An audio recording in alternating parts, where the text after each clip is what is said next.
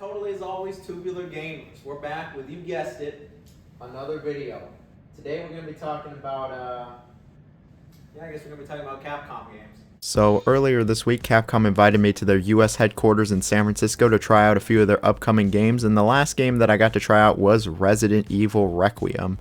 And so, over the next few minutes, I'm going to share some of my thoughts, feelings, and impressions. Now, for Resident Evil 9, they actually did let me record my own footage, but the truth is I don't own a laptop, so there was no way I could have actually recorded my own footage, and they did not supply me with any B-roll, and so I had to resort to some interesting methods. I had to just go online and borrow someone else's footage, so I'm going to give a major shout out to Punish. Thank you very much, Punish, for the gameplay. This is the demo that I played as well. So, let's get into it. So this entire demo saw me playing as Grace, who they immediately establish as a capable woman who can actually get some shit done. She gets herself off of this gurney and is really just trying to get out of this hospital, and the entire demo was set in this little hospital area. From what I saw of Grace, she was a more than solid enough character, and I immediately felt a little attached to her. I can't wait to play as her for the entire game. In terms of any story or plot, I really wasn't able to infer anything from this demo. Capcom is very clearly keeping things close to the chest. They didn't really tell me anything with this demo. She wakes up in a hospital, there's a creepy monster, and she wants to leave. It's as simple as that. Something that I immediately noticed the moment I started this demo was just how good this game looks graphically. This is a very graphically impressive game,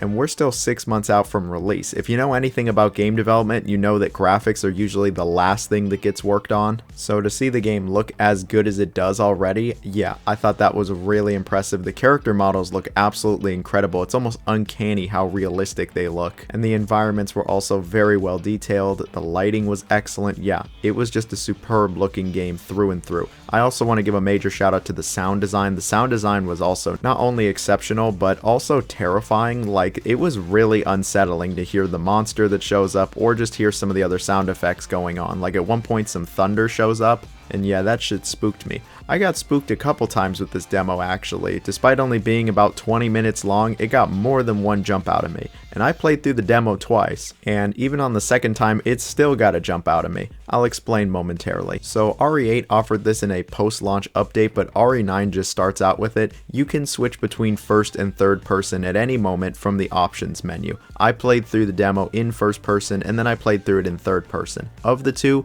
I very much prefer first person. That was the default setting, and when it comes to this demo, it feels like that was the intended setting. It just felt the most natural, and I felt the most immersed with it. When it comes to the third person, it just felt a bit clunky, and seeing Grace actually move around and do everything that she does, it just gave off this sluggish feeling, and I couldn't really get past it. I played through the whole demo in third person and just went, yeah, I'm sticking with first person for the whole game. And even though the first and last cutscene were in third person where you could see all of Grace, there was a cutscene in the middle of the demo where they introduced the monster that it moves to first person no matter which viewpoint you're playing from, and yeah, I just think first person is the way to go here. But I think that it is really cool Capcom offers both options. I mean, some people get motion sick and some people do prefer to see the entire character. At least we got both options here. When it comes to what I actually did in this demo, it wasn't much. I just kind of walked around this small corridor. I found a key and used it in a door. I got a fuse and used that in a fuse box. Really, it was just picking up a few items and using them somewhere else. I did find an herb and an empty bottle that I could use as a distraction for the monster, but there wasn't any combat or really any stealth beyond one little sequence. The monster does show up, and yeah, the monster is pretty terrifying. This thing is ugly. It is not no sexy Lady D or funny ass Jack Baker. No, this thing is just fucking scary, and it actually made me jump more than once, and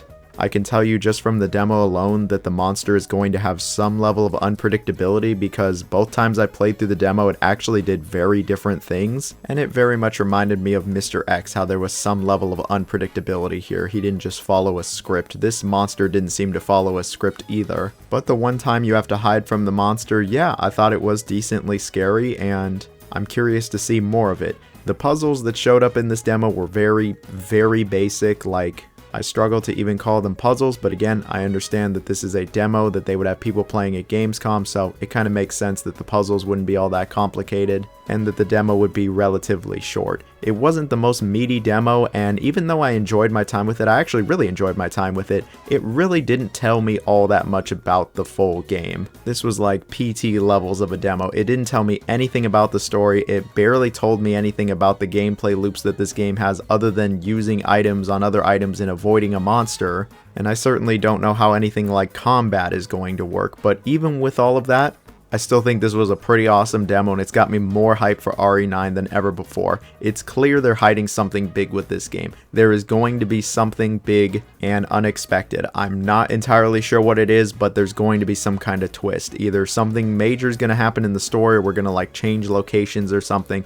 I just have a feeling something's going to happen here. But you know what? I'm super excited for this game. I think they're going to deliver something different from the other RE titles. I think it really is going to be something special, and I can appreciate that Capcom isn't just putting everything out there. This isn't like Pragmata where I'm not really sure about the gameplay and the story, and I would like to see a bit more of it. With this game, honestly, I don't want to see like any more of it. I just want to go in totally blind. I think it's going to really surprise a lot of people in this demo. Yeah, it was pretty unexpected. The monster's scary, the game looks incredible, and I walked away intrigued, curious, excited, a bunch of positive words. I can't wait for the final game, and yeah, major shout out to Capcom for inviting me to play these 3 games. If I had to rank what my favorite 3 were, Onimusha is going to be number 1. That was the most meaty demo. That game was awesome. The gameplay felt great. And then it was Resident Evil 9. I'm really excited for this one as well, but the demo didn't have as much meat on the bone as Onimusha. And then Pragmata is number 3. Still intrigued about that one. But at the end of the day,